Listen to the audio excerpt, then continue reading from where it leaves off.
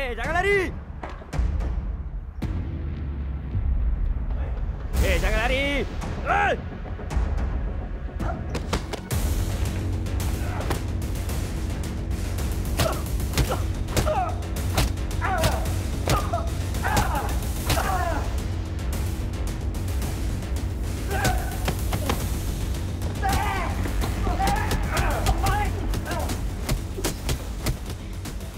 Halo polis, ada pergaduhan kat luar. Ya, ada satu geng besar. Kita dekat Purple Dragon Pub. Cukup! Dia dah roboh! Joey! Dah lah, cukup! Dia gendang brother kita. Ya, aku tahu. Tapi kita kena belah sebelum polis datang. Okey. Sekarang! Guys, kita berpecah. Joey, dah cukup. Belah. Christian, bangun. Christian.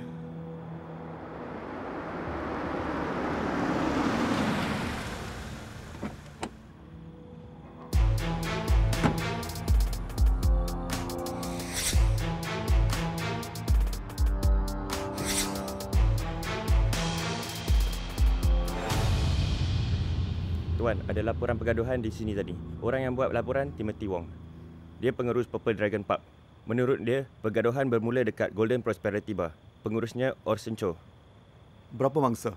3. Rizdian, Shah dan Hafiz. Rizdian dah tak sedar bila kami tiba. Rizdian dan Shah telah dihantar ke hospital kerana luka. Hafiz ada di sana.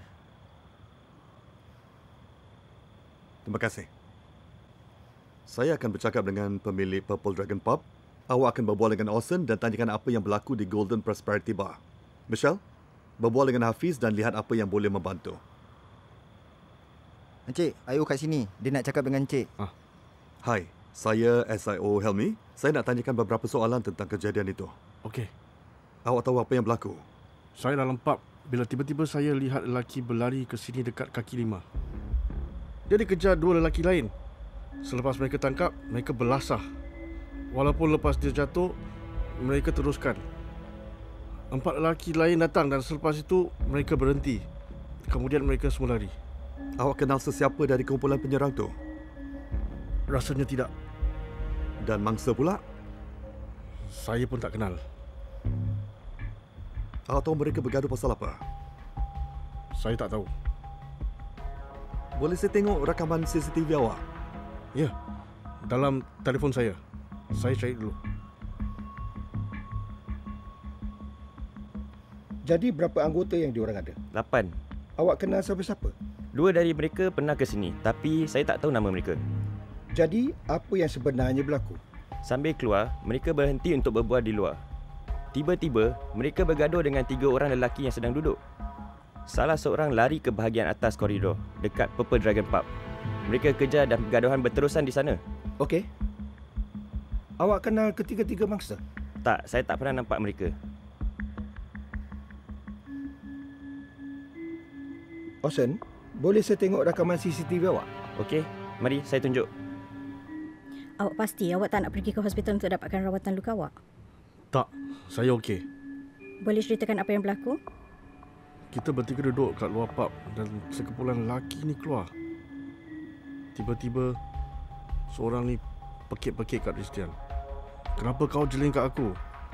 Lepas tu, dia mula pukul Rizdian. Awak tahu siapa penyerang tu semua? Tak, saya tak pernah nampak diorang. Lepas tu apa jadi? Shah dan saya, kita cuba hentikan pergaduhan. Tapi dia orang ramai. Rizdian dapat lari dekat kaki 5. Tapi dia orang kejar dia dan terus sepak dan pukul dia. Tak lama lepas tu, dia orang lari sebab dia orang ingat polis datang. Tapi time tu, Rizdian dah tak sedarkan diri. Berapa orang penyerang semuanya? Kumpulan dia besar. Awak ingat tak rupa diorang? Agak-agak. Saya perlukan gambaran rupa diorang.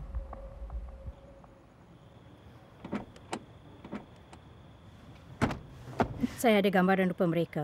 Pengurus Golden Prosperity Bar kongsikan rakaman CCTV. Ni dia.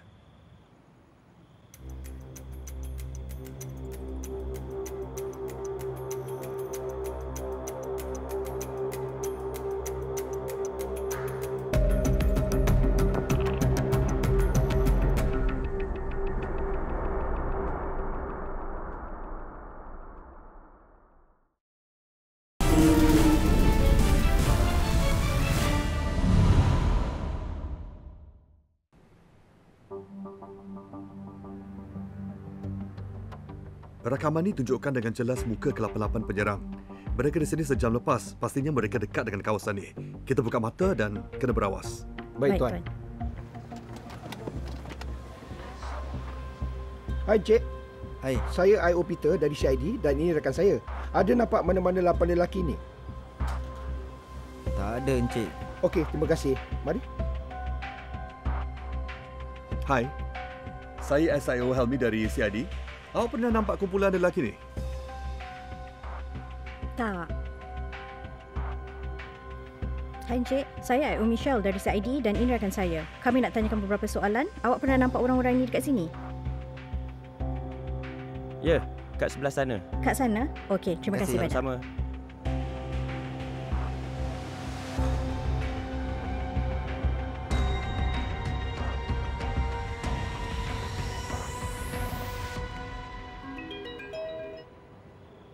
Tuan, saya nampak 3 orang daripada suspek. Perhatikan mereka tapi jangan hampiri. Saya akan datang dengan backup. Baik, saya hantar lokasi ini sekarang.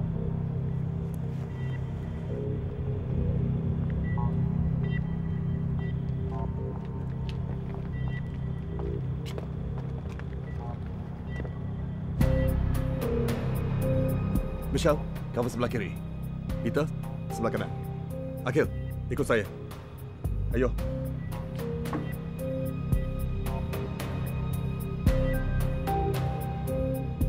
Hai, saya SIO Helmi dari CID. Awak tinggal dekat daerah ni? Tak. Kami nak buat pemeriksaan kat awak. Boleh saya minta IC awak?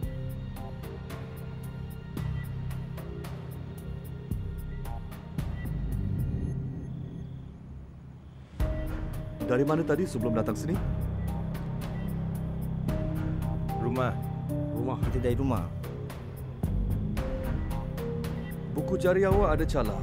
Apa yang jadi? Tak tahu. Tengok tangan kanan awak.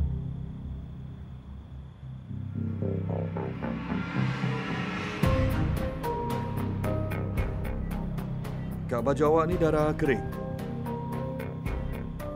Awak pun ada darah kering dekat baju dan sepatu awak. Awak bertiga diberkas atas kesalahan berusuh. Awak kenal mereka? Tak, saya tak kenal diorang. Jadi awak cakap yang awak serang 3 lelaki yang awak tak kenal. Kenapa? Kenapa? Sebab ada satu yang hina kita punya brother, Siapa? Boy Zack. Mana satu Boy Zack? Yang ini. Jadi Boy Zack suruh awak semua serang 3 orang tu? Tak. Dia Bobby Tricep. Siapa Bobby Tricep? Dia ketua kita. Yang mana? Tu dia. Okey. Saya nak nama dan kontak semua lelaki yang terlibat dalam serangan tu. Semalam, 8 orang ini menyerang sekumpulan 3 lelaki. Sehingga ada yang luka teruk sampai sekarang di ICU. 3 daripada mereka sudah diberkas dan mereka dah kenal pasti yang lagi 5. Mereka pun mengaku yang Bobby Tricep ketua mereka dan Boy Zack lah yang hasut mereka untuk menyerang. Kami sedang perhatikan mereka di alamat masing-masing. Pemeriksaan awal tunjukkan Abdul Kadir dah lama tak balik rumah dan Muhammad Zaidi pun tak pulang sejak hari serangan tu. Kita akan adakan serbuan serentak ke atas 3 ni yang pasti ada di rumah. Kita berkas mereka secara mengejut. Ayo. Baik, Tuan.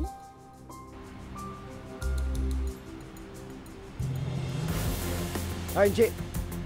Saya I.O. Peter daripada CID. Awak Muhammad Haril bin Rahmat? Ya. Awak diberkas kerana merusuh. Pusing belakang. Gari dia. Gari dia?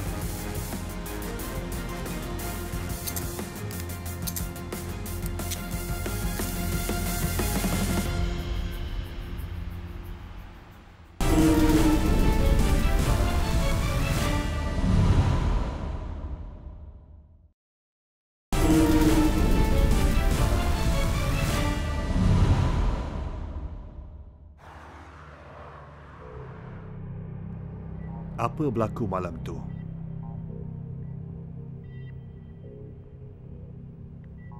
Nasib dia lah kan. Kau jangan nak insult budak aku, lepas tu lari. Kita orang tengah happy-happy, dia datang, kasih rosakmu.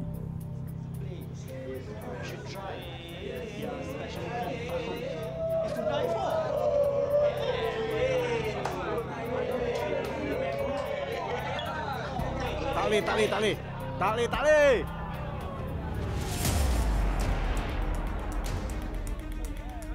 Hey, apa kau jeling-jeling ni? Ha? Hei, kau jeling lagi lah! Guys, pergi!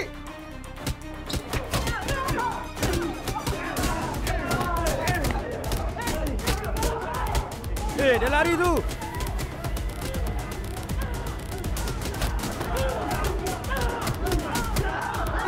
Guys, pergi!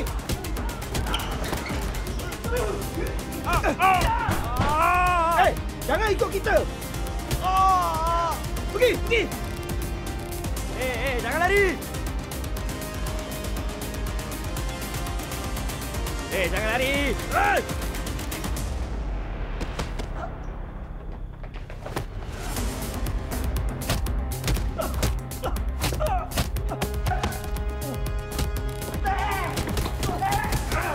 Hei, Joey!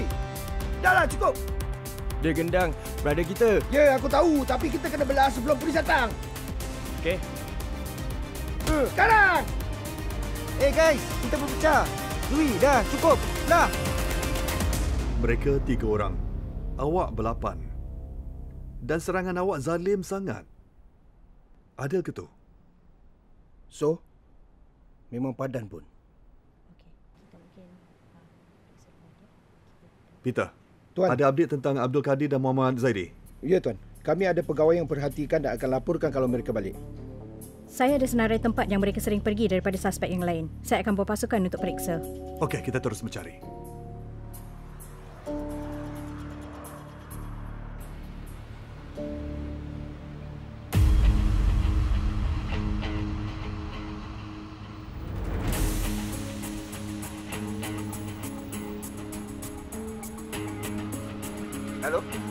Hello Tuan.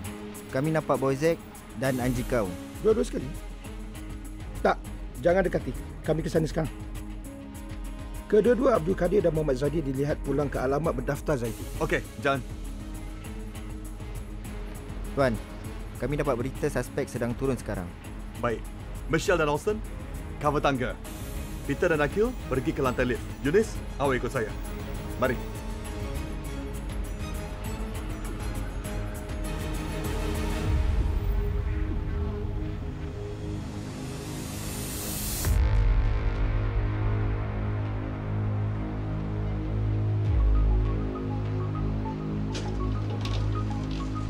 Hai, SIO Helmi. Hei, berhenti polis!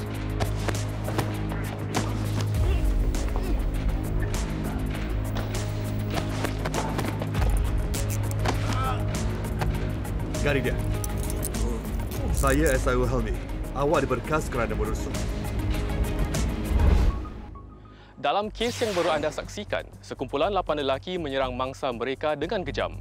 Serangan itu menyebabkan salah seorang mangsa mengalami kecederaan parah di muka dan badannya. Pegawai daripada Jabatan Siasatan Jenayah menjalankan siasatan terperinci dan terus-menerus tanpa mengenal lelah dan dalam masa yang singkat telah dapat membawa 8 lelaki itu ke muka pengadilan. Faiz bin Abdullah dijatuhi hukuman penjara selama 80 bulan dan 1 minggu, 3 sebatan rotan dan denda $3,600.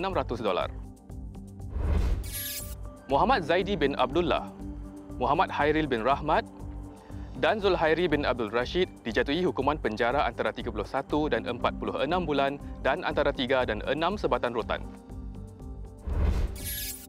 Muhammad Rizwan bin Abdul Fattah dan Abdul Kadir bin Ibrahim dijatuhi hukuman penjara antara 15 dan 21,5 bulan. 2 lelaki lagi yang berumur 20 dan 21 tahun dijatuhi hukuman probasi selama antara 20 dan 24 bulan. Merusuh dan berhimpun secara haram adalah kesalahan yang serius. Ia juga satu kesalahan untuk menjadi ahli kongsi gelap. Walaupun situasi kongsi gelap di Singapura agak terkawal, polis mengambil sikap tegas terhadap aktiviti kongsi gelap dan akan terus mengambil tindakan penguatkuasaan yang aktif, termasuk menahan ahli kumpulan kongsi gelap di bawah Akta Undang-Undang Jenayah Peruntukan Sementara demi menjaga keselamatan awam, keamanan dan ketenteraman Singapura. Jika anda seorang anggota Samseng dan sedang berusaha untuk keluar atau kenali seseorang atau ahli keluarga dalam keadaan sedemikian, sila hubungi cawangan kongsi gelap Jabatan Siasatan Jenayah melalui 6435 0000 untuk dapatkan bantuan. Jika anda saksikan apa-apa yang mencurigakan atau menyalahi undang-undang, hubungi talian hotline polis menerusi 1800 255 0000 atau hubungi 999 untuk bantuan polis segera. Anda juga boleh berikan maklumat di dalam talian melalui iWitness di police.gov.sg/iWitness atau melalui aplikasi Polis@SG kami. Semua maklumat akan dirahsiakan. Antara Januari hingga Jun 2021, terdapat 1,054 kes skam penyamaran media sosial yang dilaporkan, melibatkan kerugian $3 juta kepada penipu tersebut.